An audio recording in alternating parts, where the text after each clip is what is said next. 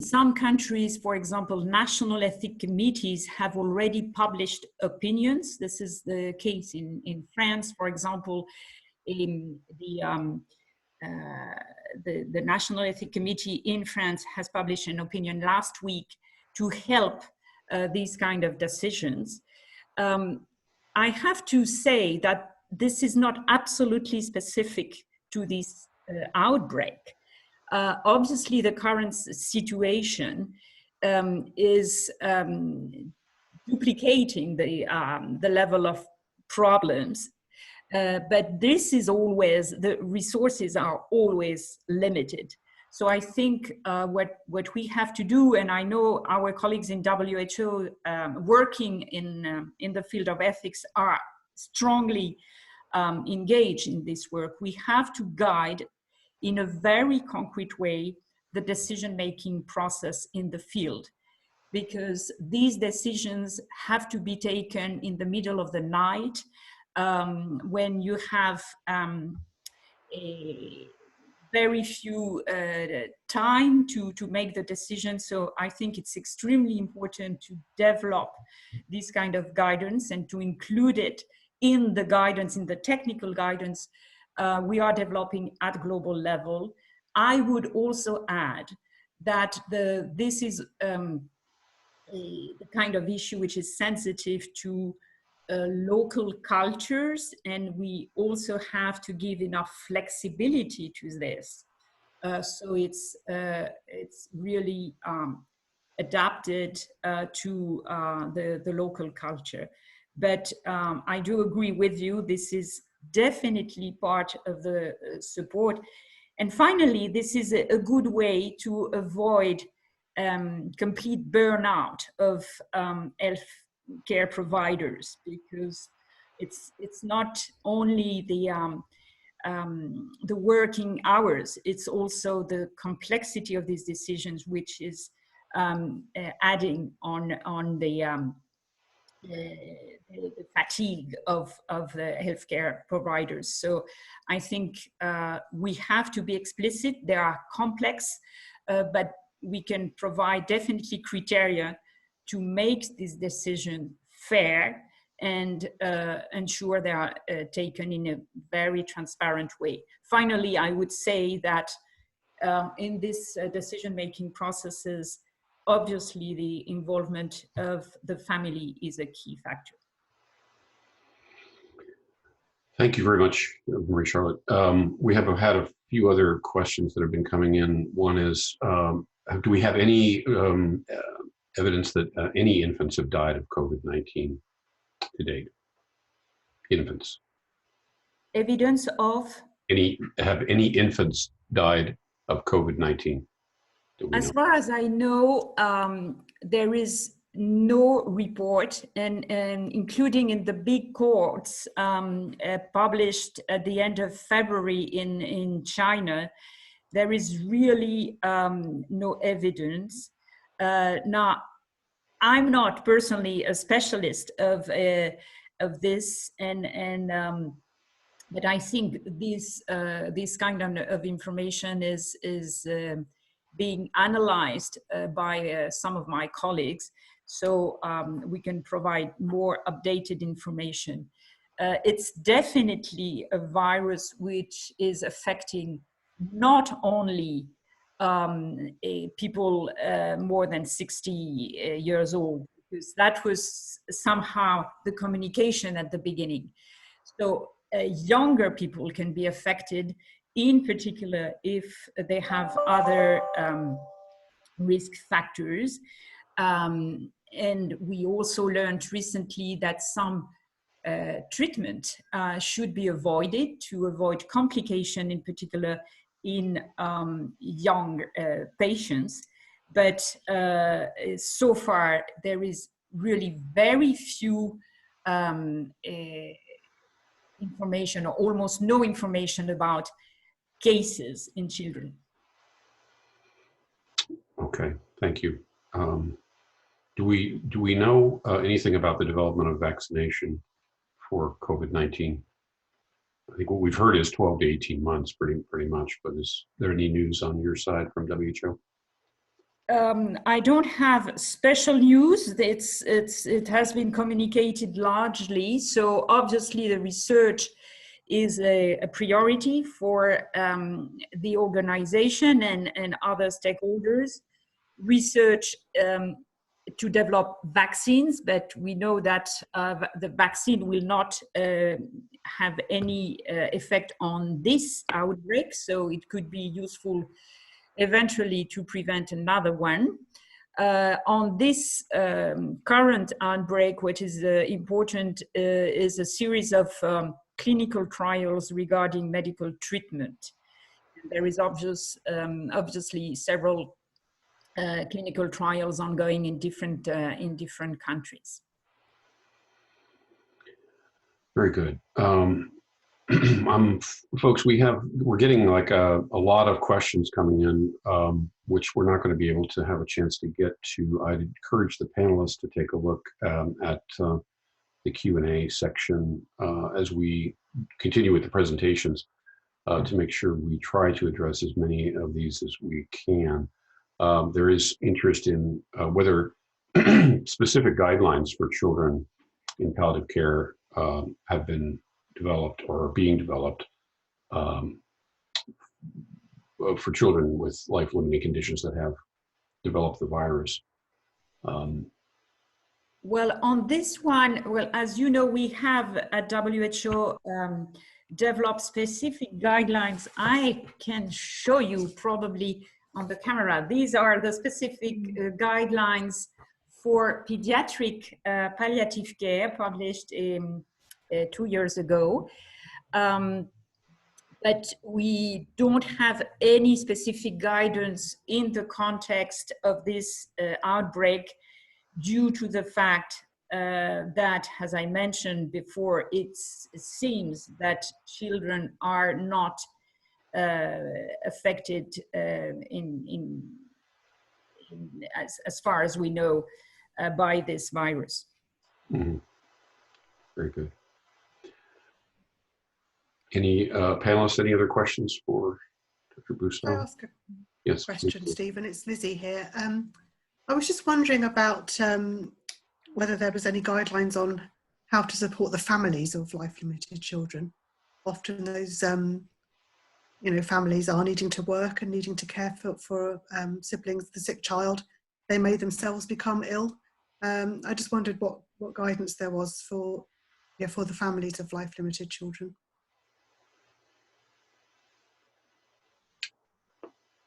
Marie-Charlotte, any comment from you? Well, I think this is probably something we can address in the context of this outbreak because of what I alluded earlier in terms of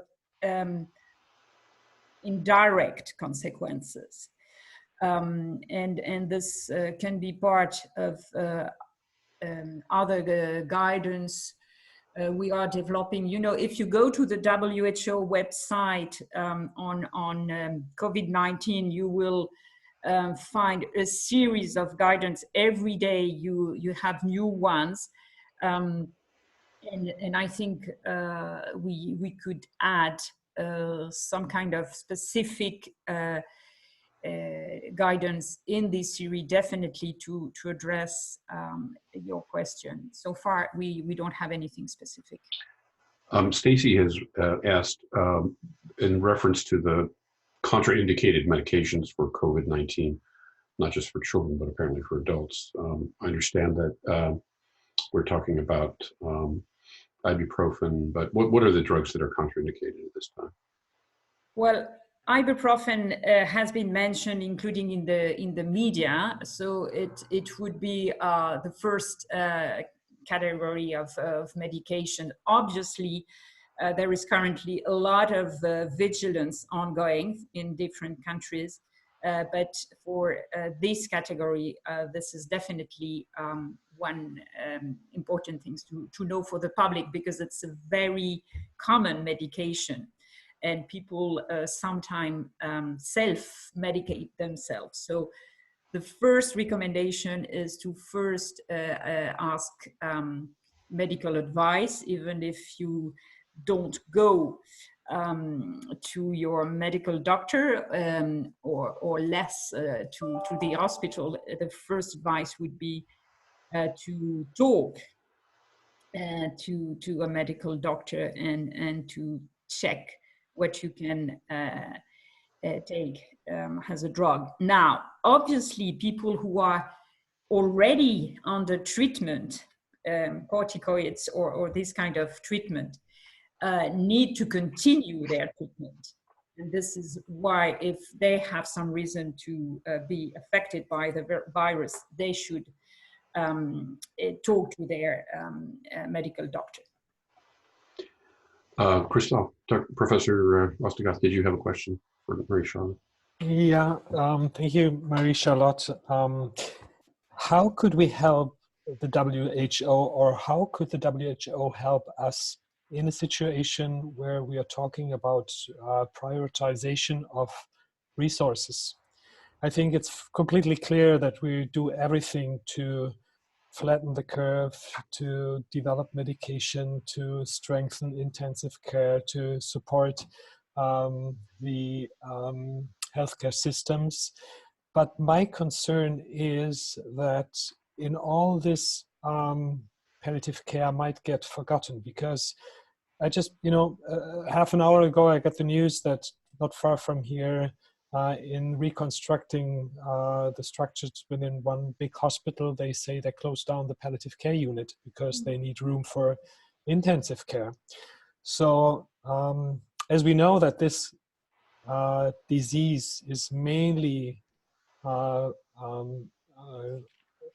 problem for patients that are elderly, for patients that are frail, for patients with chronic diseases, the palliative care population, more or less.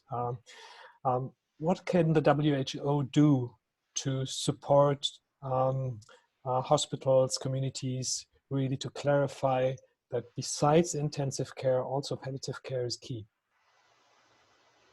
I think very concretely what we could start to do with you, with people engaged in the field of palliative care and with a long experience in this field, is to look at the guidance I mentioned earlier, which was already published, and see what can be useful. There is a lot in this guidance about triage, because obviously in emergencies and humanitarian crisis, this is one of the major issues.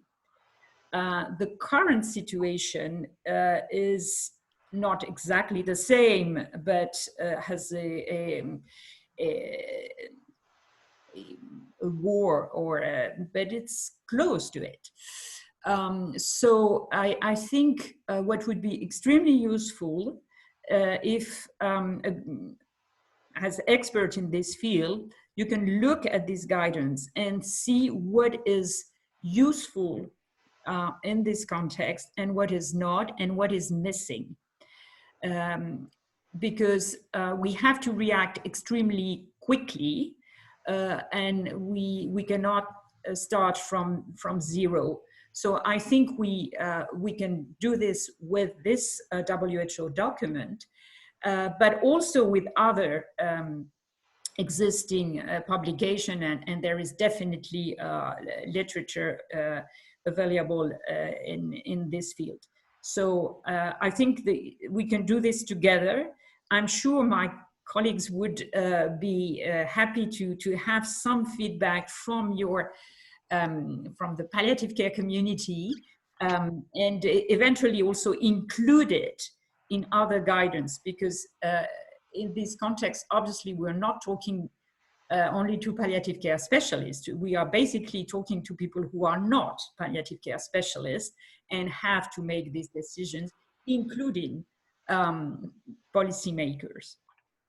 Well, and I think we're going to I think the expertise of palliative care experts is being underappreciated in terms of the response to those with acute respiratory distress syndrome and other, extreme levels of suffering that people are experiencing when they're dying of COVID. So palliative care can bring a lot to the table. it's 25 after, so we're going to let you stick around for 5 more minutes if you can, Marie-Charlotte, but we're going to move on to our next speaker. And again, we're going to try to get to as many questions as we can, and if we can't answer them during this session, we'll try to post those online for those who've put questions forward. I wanted to next, and thank you very much, Marie-Charlotte, very, very much. Really appreciate your contribution to this session. We now can turn to Ms. Lucy Watts, who's a founder of Palliative Care Voices and a person with palliative care needs, who has done an enormous amount of exceptionally good advocacy for palliative care worldwide. Lucy, over to you. Thank you. It's great to be part of this and to share the kind of a lived experience perspective of the COVID virus. I'm very fortunate that I've avoided it to this point, but that's through stringent management. And I wanted to talk about some of the things we as a family are doing to minimise the risk, practical advice for other people to look through, and so on and so forth. Because really, I think we all talk about theory and policy, but actually people like me just want to know, what can I do? How can I protect myself, my children, my family, and so on. So I have a life-limiting condition. I've been poorly basically from birth, but I wasn't particularly poorly until my teenage years. And since then, I'm about 10 years past my expiry date, as I like to call it, my prognosis. And it's just fantastic. And that's good medical care that's achieved that. But as of some of the life-limiting illness, I'm very highly at risk of fatal effects of something like COVID. So protecting people like me is so important. But it's hard when you're someone like me and many other families where you have to have care staff coming in and out. You can't completely isolate. You can't just manage on your own for 3 months. So what can we do in terms of people like me? For me, it's thinking about contingency planning. That's a really big thing. And that doesn't matter if you're in a higher income country with a complex care package or a lower income country with just your family around you. You need to try and think about what can we do to protect people and to have contingency plans in place. And I don't know if people heard of the case of a young man in China who his primary carers became unwell and were quarantined, and sadly he died because no one stepped in to care for him, because no one realised that there was someone else that needed care. And we as patients and families need to stand up and say, right, these are my plans, this is what I'm going to do, and share that with the medical team, share that with everyone. So there's a step-by-step guide for everyone in your family, in your community to follow if something was to become unwell. So if my mum, for example, became unwell, yes, I've got professional nurses and carers coming in and out, but that doesn't necessarily mean I will always have that care. So thinking about, can my sister step in, or would I need to go to hospital, or would there be a hospice that could take me? Thinking about all these different ways of managing a crisis, because the fact is, my mum could very easily become unwell, and if she becomes unwell, there's not really much of a contingency for me. So we've had to put in place a lot of plans. So we need to identify around a person who is available for support. So if the primary carer becomes unwell, is there another family member that can be quarantined and isolated with the mother, the primary carer and the person to step in if that primary carer became unwell? What about the issue of outside carers coming in and out? So for me, all my carers and nurses have to take their temperature before they leave their homes, before they come into my home, to make sure they haven't got the virus. They have to be honest about being around anyone, not just with COVID, but with any symptoms of cough, cold, any kind of infection whatsoever. They cannot come in, they cannot do that. And as I said, I'm lucky I have my mum, but if I didn't have my mum and I lived independently, I would have to think about other ways of managing it. It's about thinking, if you employ your own care staff, is there an agency you can contract in an emergency that can provide care in the current climate and keep you safe, so that you've always got the care you need? Because people like me cannot manage on our own. We can't care for ourselves. It's also thinking about, how are you going to manage if you do become ill? You know, will you be able to stay at home? Have you got enough support around you to manage that illness? And if you go into hospital, for people like me, ward staff cannot cope with my needs at the best of times. So what can we do? Would they allow my mum to be isolated in hospital with me to manage some of my complex care needs, so that the nurses could focus on the COVID-related needs and my mum could manage all my pre-existing conditions? I don't know. And it's things like hand washing, personal protective equipment. I mean, hand washing is 20 seconds, we all know it, but thinking about whether to use the 6-stage aseptic hand wash, which is a very different type of hand wash that we use when we do my sterile procedures, because that is a better way of washing your hands. Thinking about what resources we have available. and trying to distance yourself as much as possible from anyone that might be at risk of catching the virus or passing it on to you. It's also thinking about accessing food and supplies. Do you have people in your community that can support you and drop stuff off at your house, go to the shop for you, go and queue? If you can't get out for yourself, we're very fortunate. Some of my home nurses have offered to go shopping and bring that with them. So if me and my mum can't go out, I mean, I won't be going out for 3 months. If my mum can't go out, there are people that can step in and give us the supplies we need. Another issue actually is for a lot of people with life-limiting conditions, we already isolate ourselves quite a lot anyway. So this is not an unusual perspective and not an unusual situation for us, because when the winter virus is out or other viruses are around, we often have to isolate ourselves from people. I spent 5 years completely bedbound, so I know what it's like to be isolated. But it's about, trying to take care of ourselves, manage our needs. For people that are new to being isolated, making sure they just have that support, that hospices and community services just touch base with them, have virtual contact to make sure that they're okay, they're coping, there's nothing they can do. Also, having people we can turn to about the coronavirus, about COVID, to ask questions about that. So having people we can turn to at any time of the day or night to ask for advice and have support in that kind of sense. And it's also, where the hospice is rolling at the moment, my hospice nurse is doing weekly check-ins with me via telephone to make sure that I'm okay, to make sure nothing needs to happen. And we do a lot of things remotely, and that is fantastic. But also in lower income countries where there isn't this kind of technology, how do we manage those needs? How do we manage people's needs that haven't got access to what I have access to through living in a higher income country and the generation I was born in? And we must keep ourselves occupied during the isolation. I think having things to do and focus on, but just be part of something. So we're trying to organise some group chats to get people socialising, even if they can't get out at the moment. So it's about managing mental health, well-being, and making sure people stay connected with their community. And in this pandemic, we all have responsibility to be compassionate to others, to help where we can.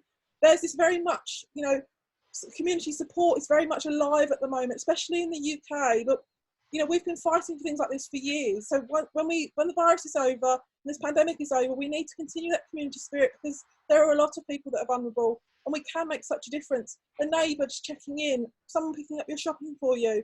We need to make sure that we have these in our communities, people that can help. And professionals also need to explain to us how we can receive the services we usually receive, but perhaps in a different way through virtual technology and so on and so forth, but also that there are face-to-face visits where these are needed.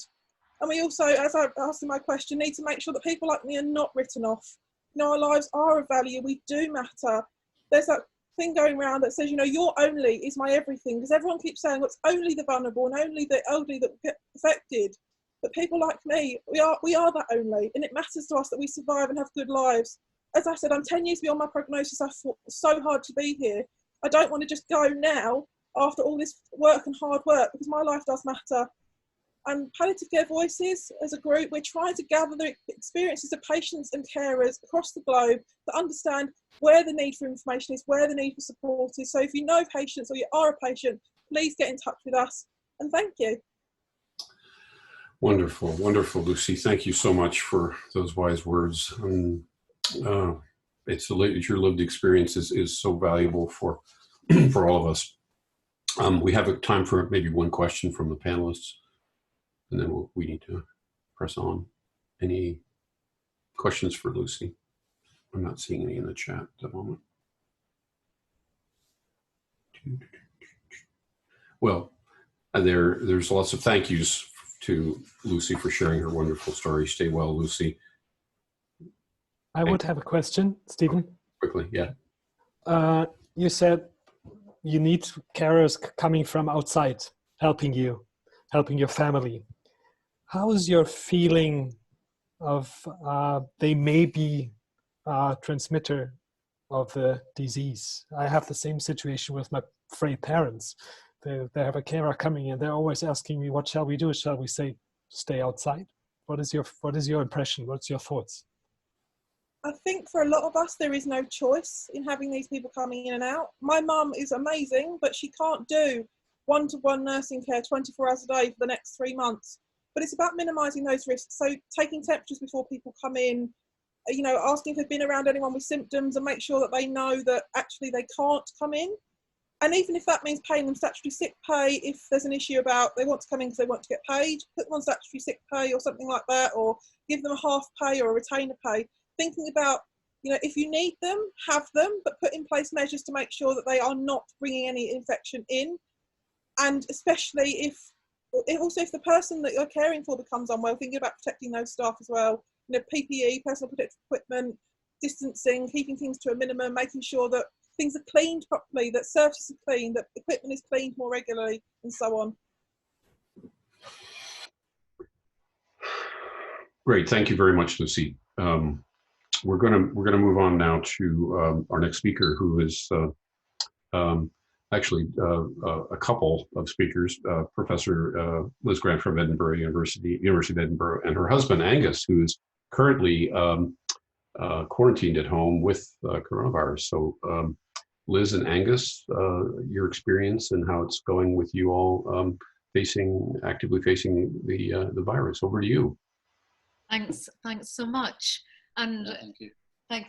And I think one of the key messages that Lucy, you've mentioned, and Marie-Charlotte, is the importance of isolating and taking responsibility. This is the biggest test for community social responsibility we have ever seen in any country. But by preventing ourselves getting infected and then working with those who are infected, we are protecting others. I think what I'll do is I'll ask Angus, who's a GP who has become infected with COVID-19. He doesn't have palliative care needs. He's someone who actually often delivers services to palliative care through the GP practice. So I'll ask Angus just to talk a little bit about the illness trajectory, and then I'll talk about the caring. Is that okay? Yeah, great.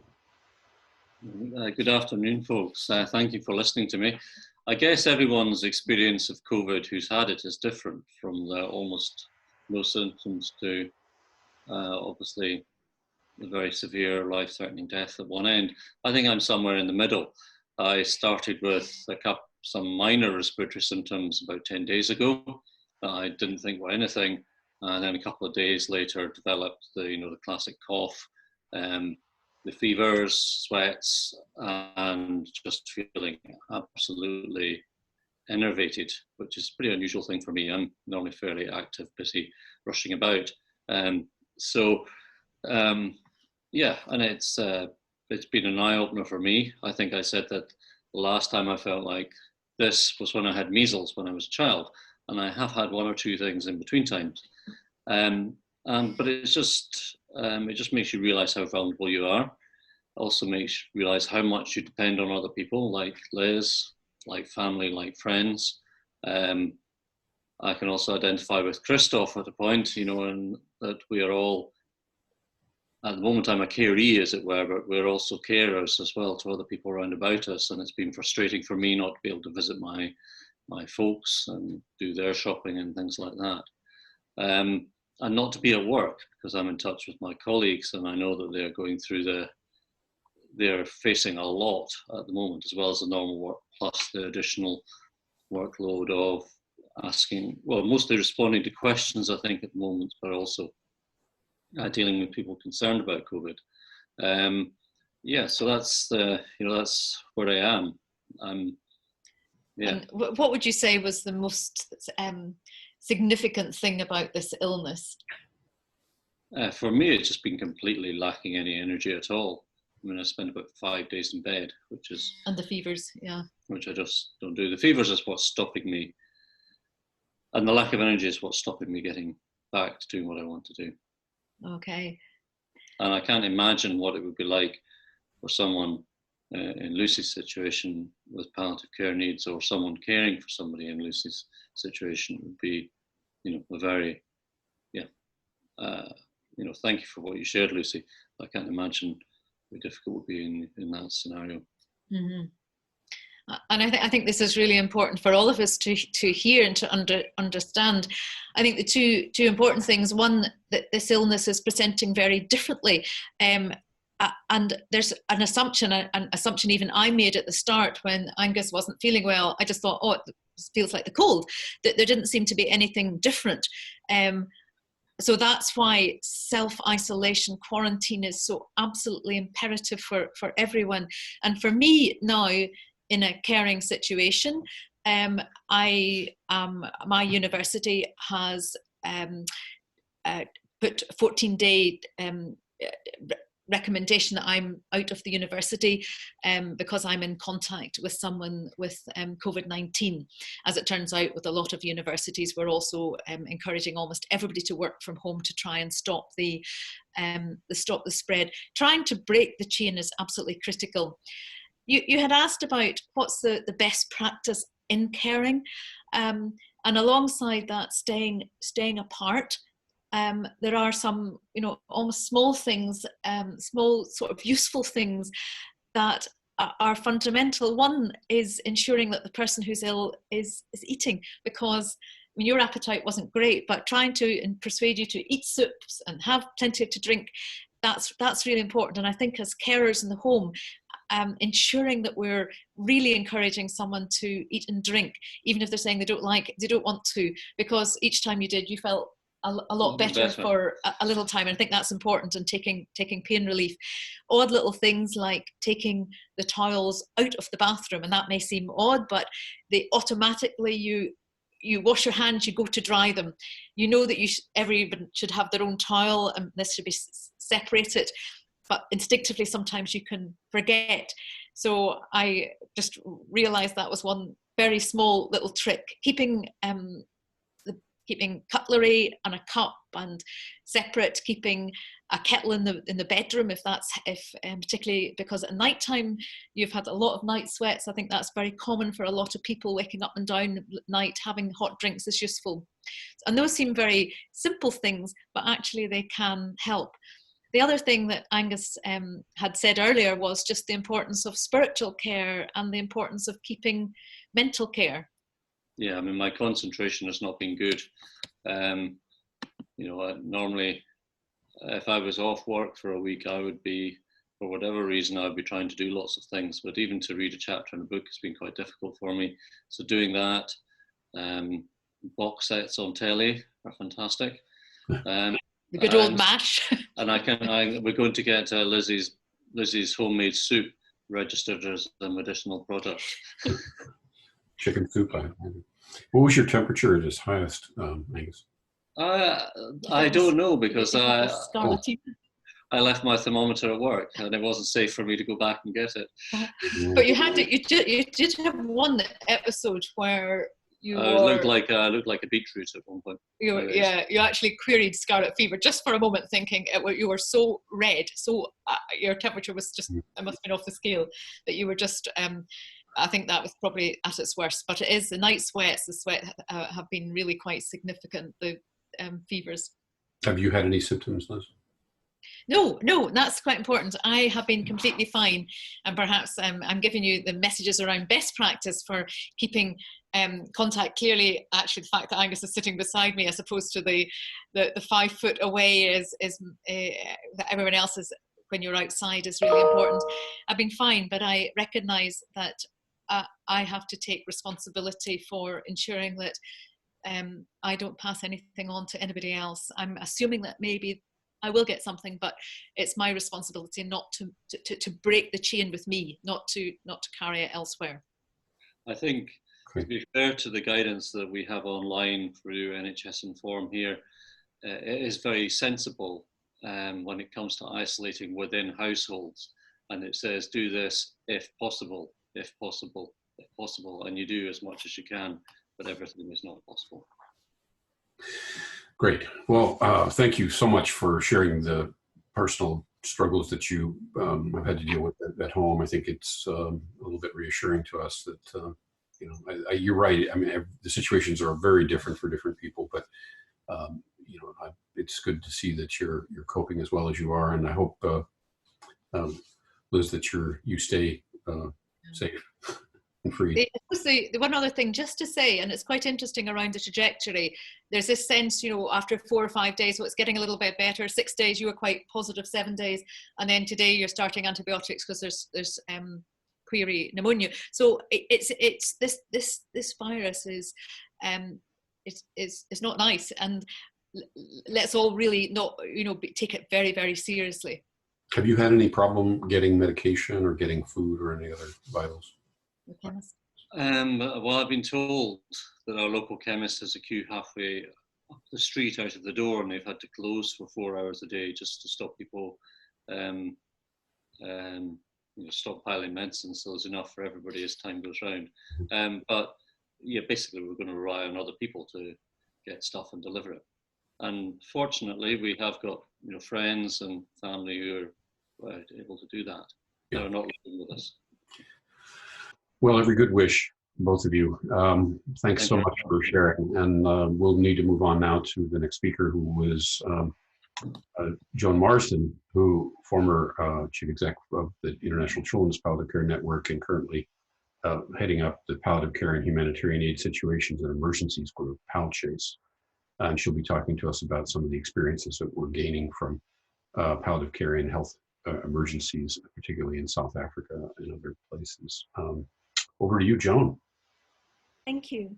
And hello, everyone from South Africa, where we're actually just starting with the infections.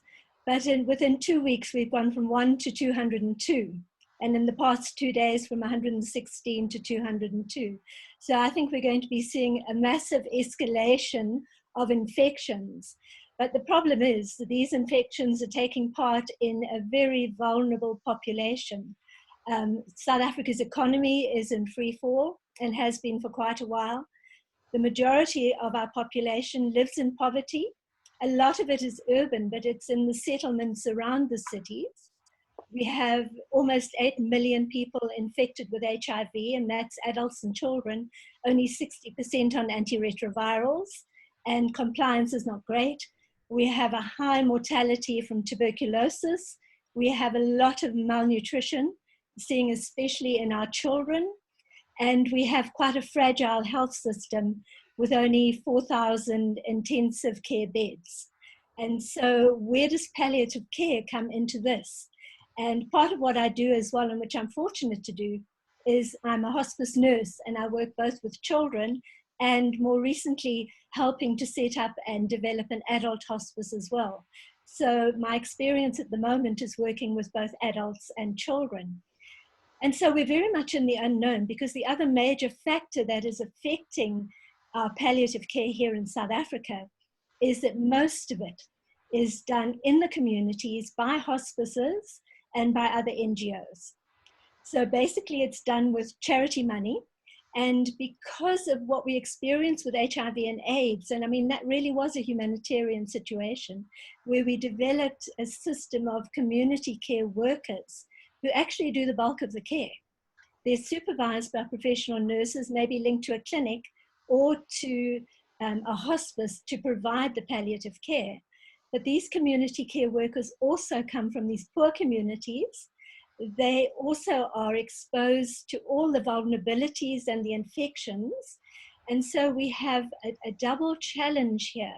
The one is providing the palliative care to those who need it, and the other is protecting our workers, our hands-on workers, our frontline warriors really, who are going to have to provide the care. And for that, the hospices are, at the moment, they're having to do it on their own. There is no national government guidance or any kind of support at present. We are hoping that it will come. And so we have been developing our own protocols. We've been focusing very much on providing training, and certainly where we are training our community workers to become community trainers as well. So yes, they're educating the families they visit, but they are also educating the communities where they live as well. So how do we protect them? We are providing out of our own charity budgets all of the protective equipment. We have people making masks because we can't get masks. We work in communities where there is no running water. So we're having to provide containers with taps so that they can at least wash their hands under running water and not put them all into the same bowl of water. So, and there are other cultural issues that we're addressing. One of them is that many people, when they're ill, first go to see traditional healers. And at this stage, we're unsure as to how much the traditional healers know. And so we are learning from humanitarian situations, and both Marie-Charlotte has spoken about the WHO guidelines, which we are drawing on, and also the field manual for palliative care in humanitarian crises. And I really do recommend them for us who are working in Africa with all of these other challenges. Another major challenge we have is that the adults caring for the children in general, are the grandmothers. And these, again, are going to be the most vulnerable. And then there are many beliefs that are coming out now that this is a white man's disease. It's coming from the people, the wealthy, who can go overseas and travel, and we're bringing it to the poor. So we're actually unsure about the feelings and emotions we're going to experience when this really becomes a huge challenge in the communities. And so while we're looking at the humanitarian guidelines, we also have to look at our own situation. And what we've done is that we've done a community assessment. Our community carers are gathering information all the time. They have special documentation that they are looking at. Are there any symptoms? What is the situation in the house? Is the granny okay? And so we have checklists that we've developed. So at the moment, we're in the development stage. But we are using what we're seeing in other countries, what we've learned from humanitarian experiences, and we're developing them so that they fit into our situation, which we actually don't know what it's going to be like in a week or two's time. And so what I would say is that while we're working in Africa with all of these other challenges, we still need to provide palliative care for the existing patients. We're doing lots of training. We're working with the health system itself, but we're in the process of developing our own protocols and procedures and systems to keep our carers safe, because if we can't care for them, we have no one to look after the patients in the community. And then, of course, our children, isolating our children's hospice so that only the staff go in to care for these, checking on our staff before they care for the children, because they need to go home to care for their own children. So it's very much a unknown that we're going into. But just as we deal with disasters and we deal with humanitarian crises, we will deal with it, but it's going to be difficult. Thank you very much, Joan. We have a lot to learn, I think, about improving our response in all of these humanitarian and emergency situations. Certainly, this is an emergency situation. So thank you for the work you're doing with PalChase. And I encourage everyone to keep up with PalChase and as it develops further knowledge and recommendations and guidelines for how to provide care in these difficult situations. We're going to move on, and I'm going to hold questions. We'll have time at the end, so if there are specific questions you want to ask Joan or other panelists, we'll have at least a little time at the end to do that.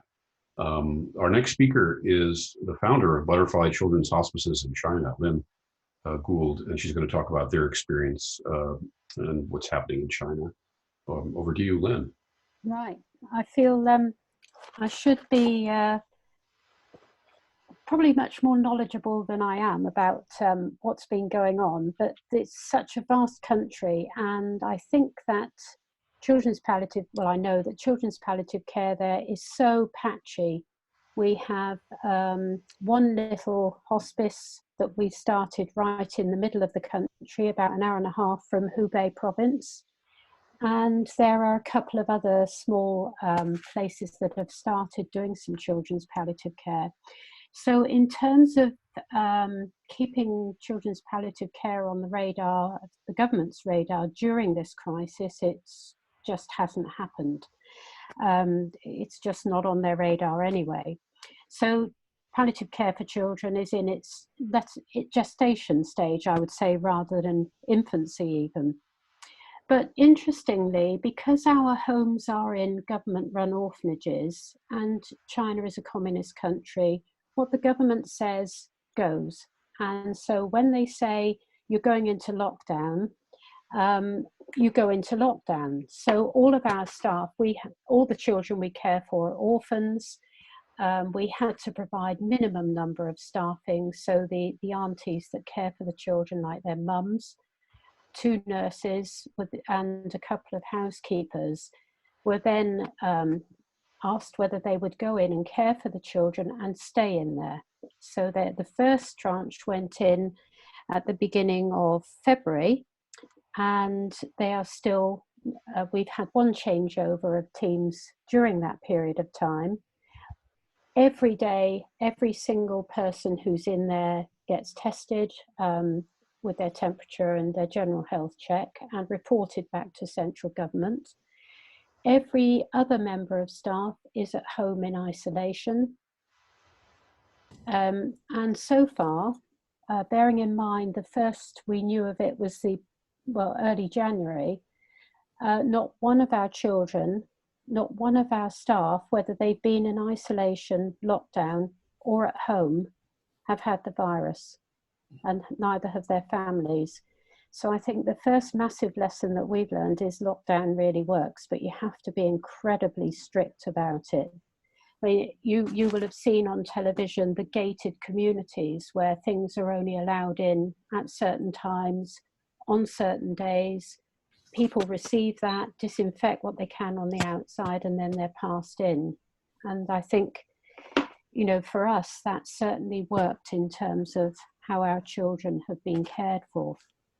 I think the challenge is going to be when businesses start opening up as they are now, and when they finally let our community start going back to normal, is whether we then get the infections coming from the lack of immunity that probably is in the general population at the moment. Now, I'm not a doctor or and you know, certainly only reading into the situation and thinking practically, I can't imagine that there isn't going to be some kind of second wave of infections. So I'm hoping that we're going to be able to keep our children safe, because every one of them, as you can imagine, is very immunocompromised. So I think the second thing is I've been talking to colleagues about the adult palliative care services in China. And I know there's a couple of people on the call who are listening in from China who have been very active in trying to make sure that we get the research and some publications out as soon as possible, and are very well aware of what the impact has been on the adult palliative care services. Again, those services within China are very limited. Most of them are in government institutions, or where there are hospital wards. Those have been severely affected in the terms of their ability to receive new patients, in the terms of their ability to provide maximum support for the patients during this time. And certainly relatives have not been able to visit.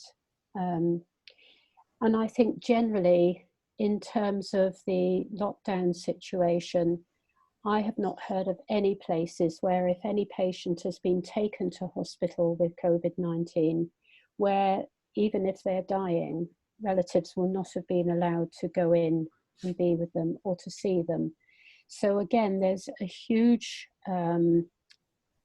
problem looming of the grieving afterwards for all of these people who have been unable to say goodbye to their loved ones, who have been unable to go through that grieving process or be supported through the dying process during that. And I see that my colleague Satao Zhang has just put a message on to start illustrating some of the findings that we're getting now in China. My colleague in Hong Kong has told me they've got a community-based service for children with cancer in Hong Kong, and most of those have been able to visit children at home. Where they've got hospital-based services, the hospitals have been locked down, so the community nurse who would normally visit that child in hospital has not been allowed to visit. And again, that's been obviously very difficult for continuity of care. Interestingly, in a country which generally focuses on the country's needs above the individual's needs, they have issued guidance at the end of January on the importance of psychological support and grief counselling.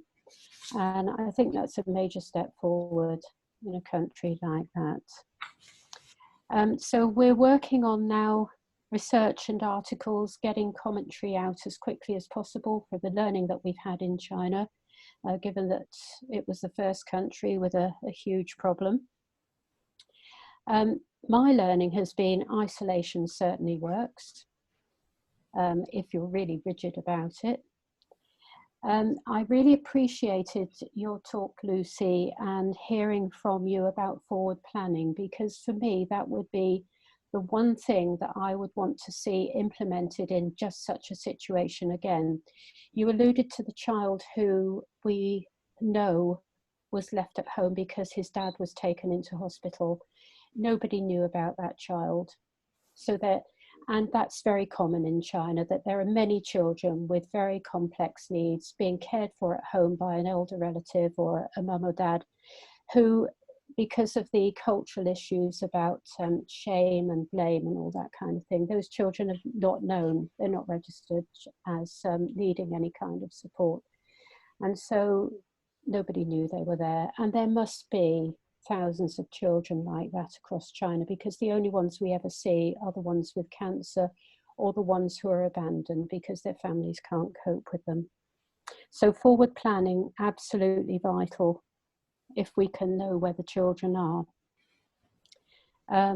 So ensuring we know about hidden children.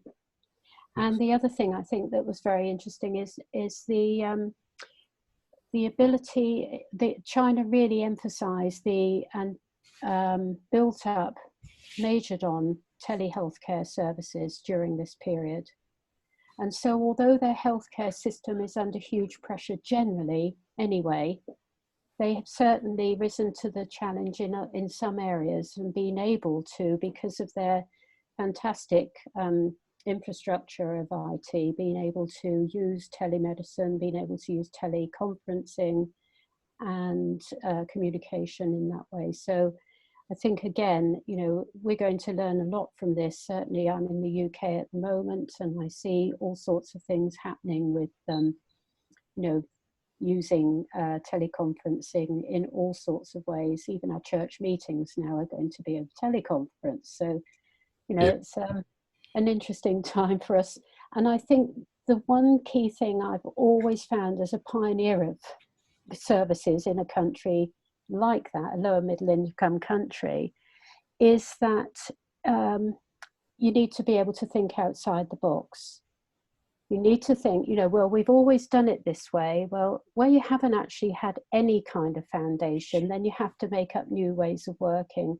And I think for the general public, and I am very much aware I'm generalizing here, especially in developed countries, we have expectations that our needs are going to be met.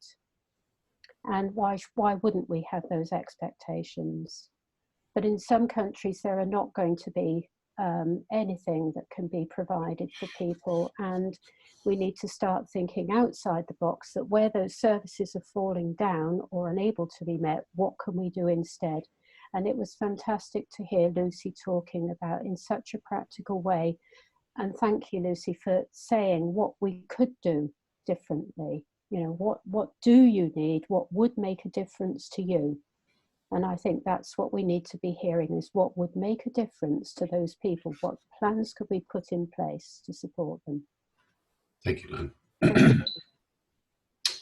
Very good. I know a number of you are asking for specific things that speakers are mentioning. I want to make sure you know that we are maintaining a signposting website on our webpage with all of the resources and links that you're going to need to access the documents and things that have been mentioned on the call. We may have to add some of them after the call, but we'll make sure we get as many of these resources to you as possible. So thanks very much, Lynn. We're going to move on to our next speaker, who is Professor Dr. Krystof Astana, who is president of the European Association for Palliative Care, and is going to talk about coping and preparing for COVID-19 in Europe. Over to you, Krystof. Yeah, thank you, Stephen. Thank you very much for the possibility to participate in this very important webinar. My training, I'm an anesthesiologist, intensivist, and a palliative care physician, and I'm head of the department of a university clinic palliative care service, and the whole clinic has 1,400 beds. The palliative care unit has 12 beds, and we have a very active hospital support team. And in regular times, we are ready to care for about 1,500 adult patients and the next with palliative care needs. I'm also the president of the European Association, as you have said, and the focus of the APC has been mainly Europe, but also increasingly the global perspective. The development of the coronavirus crisis globally, as we all perceive it, very overwhelming. And just to highlight this, in the second we were doing this webinar, I received the message that there will be a lockdown and curfew completely in Bavaria for at least 2 weeks. So people are forced to stay at home. So things are really developing dynamically. In Europe, as you know, we see regions that are in the midst of a healthcare catastrophe, as currently Northern Italy, where COVID runs healthcare systems over the edge of the capability. We are in close contact with our palliative care colleagues in Italy, and we empathize with their struggle to maintain palliative care for those in need and support doctors and nurses in the hospitals to relieve suffering due to COVID.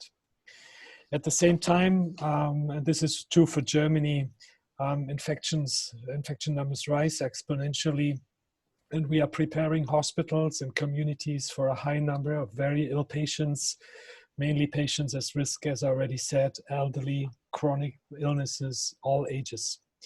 Many of those patients are in a palliative care situation. Due to the nature of the disease, and I said that earlier in a short comment, it is evident that in this crisis, palliative care, and that is the attitude also of the IPC, palliative care is key. There is no doubt about the value of palliative care as an approach in every clinical setting where corona patients are cared for as an approach, and we need those specialized teams visiting patients on the wards if there are more complex symptoms, problems. In all, and there has been already somebody who said that in a context of necessary isolation and hygiene safety measures that hamper in itself social inclusion as one of the major palliative care paradigms. Sure, and I'm very clear about that, palliative care cannot solve this alone, but we can be a very important and crucial support. We as palliative care specialists are commonly confronted with difficult treatment decisions, and we can be very instrumental in balancing different perspectives, embracing all that we know about palliative care, psychological, social, and spiritual issues of our patients, their families, and the staff. For our clinic here, as I said, we have 1,400 beds. Everything has changed within the last 5 to 6 days. I work hard with my fellow colleagues to integrate palliative care into the crisis plans of our hospital, making clear that besides the intensive care, palliative care belongs to the critical infrastructure. Currently, we could agree that besides the focus on COVID patients, the hospital, and that is important, will continue to fully care for regular cancer and non-cancer palliative care patients. All other procedures, as plannable surgery or not urgent diagnostic, may be postponed. The resources will be concentrated into these critical infrastructures. That is our day-to-day life now in a hospital like this. From my perspective, palliative care in this situation is no luxury. Palliative care is a human right. Just to finish that, for all trying to cope with this situation, we as the APC trying to collate all material on our web page. We are receiving papers from different countries, and this is a major resource for you all out there working in the field of palliative care or having palliative care needs. For example, from Italy, who are right now in this major crisis with recommendations, and also from other countries. For example, the German Association for Palliative Care, they're working on recommendations. And to finalize, I will put that on the chat, the link, and Stephen can disseminate that. And I just wish you all the best. Thank you. Thanks very much, Krystof. Yeah, you've made a good point about the importance of palliative care and the response overall to the virus because of the degree of suffering and the capacity and skill set of palliative care specialists. There've been a number of questions about, are they going to be closing more hospices and palliative care units down as a result of this? I think that's a real risk. We've heard that from quite a few countries because of a lack of understanding of the role of palliative care in this whole response. So I think we need to make our voice a bit louder. Moving on to our last two speakers. The first, these speakers will be talking about the national organizations and what's happening in the UK specifically. First speaker is Lizzie Chambers, who is from Together for Short Lives. Lizzie, over to you. Hello, hi Stephen. Just wanted to start off really by saying it's just really great to be here and to feel part of this global community. Great to see some friendly faces from times before. But I think it's very much a case that we're all kind of learning from each other about this and how it affects children, young people and their families. I was very struck actually by something that Sharon Thompson had put up in the chat. She was saying that, this feeling of fear and anxiety about this illness is actually what families of life-limited children feel every day. And it's similar to the thing that Lucy was saying, that, this being isolated is actually what she has lived with for years and years. So I think it's just, it's an interesting thought, isn't it, as we're all coping. I think also we have found in the UK that it's, it's obviously a terrible situation, but we have seen lots of really creative approaches and people sort of coming together and working together and learn from each other, which is good to see. We at Together for Short Lives, we're all about children and young people's palliative care. And we've been working hard to see how we can best provide information and support to families, how we can best provide information for healthcare workers directly, and also what we can do to support organisations who are financially struggling because of coronavirus as well. And for families, like many other organisations, we've provided a sort of Q&A on our website, which we'll update as information becomes available. But also we're working very closely with NHS England, our kind of national government body, to develop more focused sort of official guidance for families as well. And we've been looking at how we can help bring families together. So we have a Facebook group for families. We tried to run a Facebook Live session this week. It didn't work that well, but we're looking at other platforms so that we can have a kind of weekly drop-in for families who are very isolated at home caring for their children. And then for healthcare workers, we're trying to sort of find practical ways of sharing information for them. Again, we're working closely with NHS England to provide some sort of official guidance. But we thought alongside that, we're working with lots of colleagues in the sector, just developing practical top tips from people, just sharing things that they found have worked or that have been helpful. That hopefully going to go live on Monday, so very happy to share that across, with you as well. We've also got a section on our website where organisations can sort of share their own policies and what they're doing in relation to coronavirus. So lots of children's hospitals are having to sort of shut down their planned respite or just sort of close down their doors really to visitors coming into the building. But lots of different practice going on there. And also we were sort of just aware really of the burden of looking after the well-being of families. And we're setting up a new community of practice for people who work in family support roles, so not clinical, but supporting the kind of well-being of families who are at home, just a space for them to share tips on how to do that well. And And then finally, we've got the work we're doing kind of with organisations. So we've surveyed all of our voluntary sector organisations, children's hospices, just to find out about their capacity to deal with this situation and to find out how it's affecting them financially, with a view to using that information to do some sort of campaigning, really, to seek support from government. And I wonder whether there's a need to do something globally along that line as well. So yeah, lots happening, lots more to be done. I'm sure we'll be doing more over the coming weeks and months. But I really is true that, you know, end of life care and, you know, supporting families really in grief and bereavement, it's huge in coronavirus. And, you know, never more have the skills of the children's palliative care sector and the adult palliative care sector been more needed. So we just need to be out there sharing them with people, I think. So I think the more we can do to share our skills with sort of primary care and secondary care and community care, the better. Thanks, Stephen. We should be. Thank you very much, Lizzie. We should be giving everything away we can.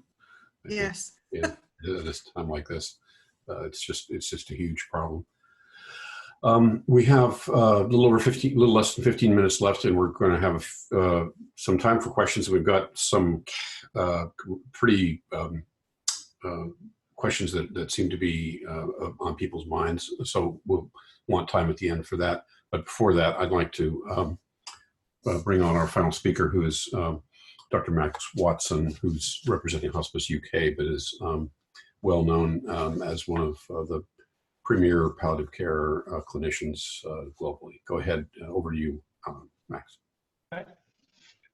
Thank you very much indeed, Stephen. I think at the very outset, before mentioning about Hospice UK, I'm just really conscious how this virus is going to affect the development of palliative care across lower income countries. I know we're involved currently in trying to build a hospice in Nepal, and we're going to have to suspend funding for the foreseeable future. So there's an ongoing impact, which has an ongoing impact for many of our organizations across the world. Hospice UK, in response to Corona, we've kind of been involved in kind of 4 main areas: preparation for the surge, in training, and in processes. Preparation, we've been really influenced by what's been happening in Italy. We've been almost paralyzed sometimes, part of it, because it's just so terrible. What we're picking up has been happening there. In terms of preparation, what we've found really helpful, for the last 2 weeks, we've held a meeting like this across the hospice community on a Wednesday. We've had over 220 organizations joining that Project ECHO meeting, 90 minutes of updates, of sharing, and then of using the chat box to really gather what the whole palliative community across the UK is concerned about. And then taking that information and feeding that back into the government and trying to provide answers where possible, or point to resources which provide answers, because this is a rapidly changing situation. The questions people were asking in week 1, really different from the questions in week 2 as we move on, as we adapt. So it's a really rapid change. So preparation, really crucial, and building that network of support. Everyone a teacher, everyone a learner. No one's done this before in our lifetimes at this level. So there's so much to learn and to share, to create that forum. I'd really recommend it for national palliative care groups. If you can, use this same technology that you're connecting with us today to create a network across your palliative care community where people can share and learn together. In terms of training, we have key skills. Initially, in the UK, people were kind of thinking, oh, people will be pulled away from palliative care to do the real stuff, like Krystof in his anesthetic department, or that sort of stuff. But actually, we have been able to ring fence palliative care. Why? Because we've talked about the numbers of deaths, which are potentially going to come towards us if the models bear out. People will need our skills, and we will not be able to provide all the palliative care work that is needed. So we've got to be prepared to train others. to train those ITU staff, to train the emergency department staff, to train the ward staff, how they're going to have these conversations, to provide press-aid information, really clear, succinct information, good resources, good, clear, succinct management of breathlessness, management of the likely symptoms that we know have happened in patients in Italy. We are good at managing those symptoms. Can we get that training out to as many people as possible? And then in terms of processes, making sure that our processes are in place now before the surge, our processes of hand washing and of washing your phone. When did you last wash your phone? I know I don't do it enough, but wash that phone regularly, get into the habit of the hand washing, get into the habit of making sure that your drug supply, your key drug, where's that coming from? Get in the habit of working out who cleans your hospice. How do they get to your hospice? Will they be able to continue to get to the hospice, or are you going to make mistakes about just letting them travel on public transport so they get infected, so then you haven't got a cleaner to keep your system going? Think broadly about how you can keep yourself going, doing what is really, really important. And that's about managing isolation. And that's isolation. There's lots of different isolation that's happening, but we can manage isolation without allowing people to become isolated if we maintain our humanity. We could get through this crisis and leave our world as a place that's not worth living in because we've treated people like numbers or we've ignored whole sections. This is an opportunity for us to affirm the importance of palliative care principles, that people matter, whether they're in prison, whether they've got life-limiting conditions, whether they're in old age facilities. We hear a lot on our news about, oh, another person died, and then there's a subtext, but they were old and they had comorbidities. Everybody matters. In this crisis, we have a chance to affirm the value of people. And the exciting thing that we see happening is that communities are coming together to support and to help and to think about ways of helping. We, as specialists in palliative care, we mustn't get in the way of that movement. In other words, we must be prepared to let go of some of our sacred cows. And maybe we need to be thinking about training carers in how to give stat doses of injections. Maybe we need to be thinking about other people doing some of the stuff that we traditionally have seen as specialist palliative care. Sorry, that's a very brief overview of kind of where we're at. The production of resources, the production of a website to allow people to take access, really important, and to ring fence the skills that we bring to this pandemic, which affirm the importance of humanity. Thank you very, very much, Max. Wise advice. And I'm going to wash my phone as soon as we're done. So we have 5 minutes or so for questions. And one of the questions I'd like to open it up for the panel to anyone on the panel to address is a question about intimacy and sexuality. I've had a number of questions about, is it okay when someone you love is and care for is, sick? Where are the boundaries there? Anyone want to comment on that? Stephen, shall I have a go? Go. Because this is a question, in fact, I've done a lot of training on COVID-19, and usually people come up to me afterwards and ask about that. Mm-hmm. And it's very difficult because maybe it's a time when you most need the intimacy. But I've had to say to them, you need to take all the precautions to keep yourself safe. And the other way is to be intimate without having full sexual contact. So it is difficult because I don't know if anyone else has got something to say, but that has been a question that I've had numerous times, usually in a corner after I've given a talk. Yeah, I was just to... Oh, sorry. Come in, Lizzie. Go ahead. Lizzie, go ahead. Oh, Lizzie. I was just going to say, I was looking at, I can't remember where it was, but it was an article about showing affection with children as well.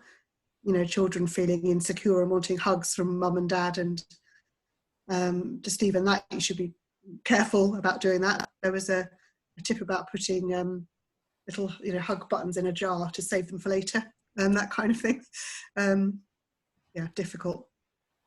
Liz? Ms. Grant? I was going to say, I should have said earlier as well, I mean, we are sleeping in separate beds, and I think that's really good advice, because the one thing around nighttime is when you're coughing, during the day you can be quite protective, but if you're half awake, you're probably not being protective of, and coughing into a hanky.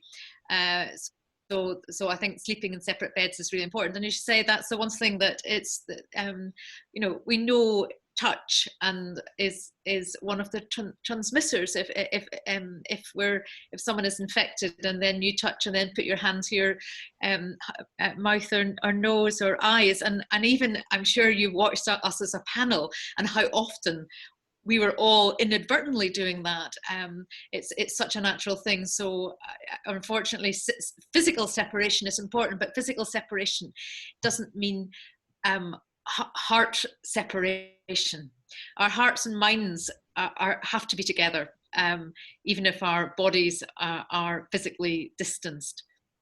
There's a lot of ways of expressing intimacy. They don't always necessarily have to include touch, physical contact, but yeah.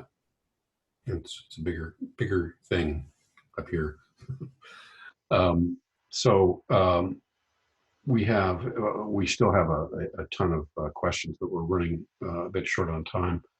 I just want to emphasize we will be continuing to do what we're going to do. There's going to be a series of these webinars. We're going to be doing those with IAHPC and ICPCN and the other organizations. So look forward to some additional webinars coming up. We're also going to create a space for people to just have a chance to chat and to be together and to share experience, you know, good and bad. We're going to be doing that regularly on Fridays at 1300 UK time. And we'll only be able to handle about 100 people usually on those chats. But and we've had over 500 people on this call today. We had 520 at the peak. So obviously there's huge interest here in sharing information.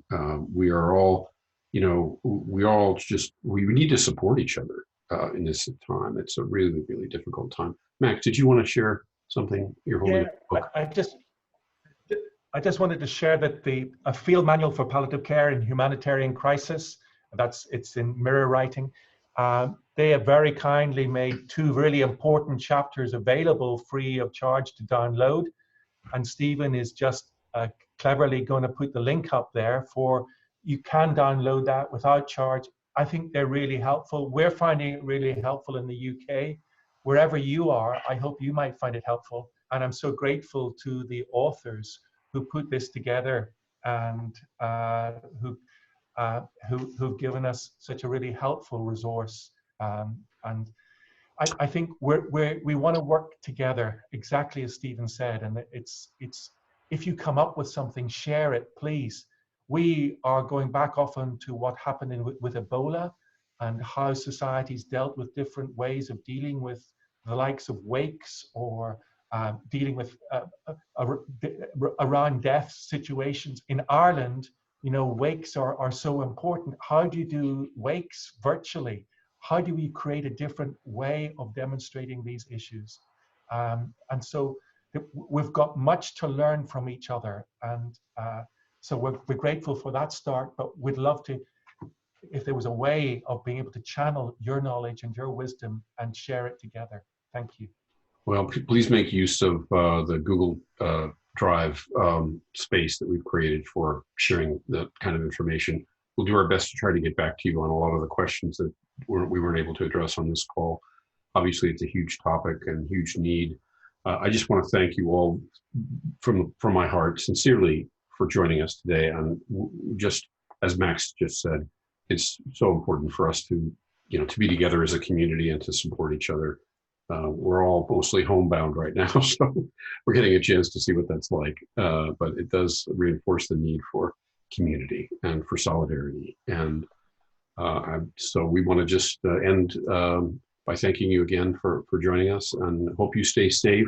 Please wash your hands, wash your phones, and take care of yourselves and each other.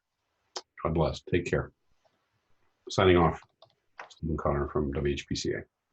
Bye-bye.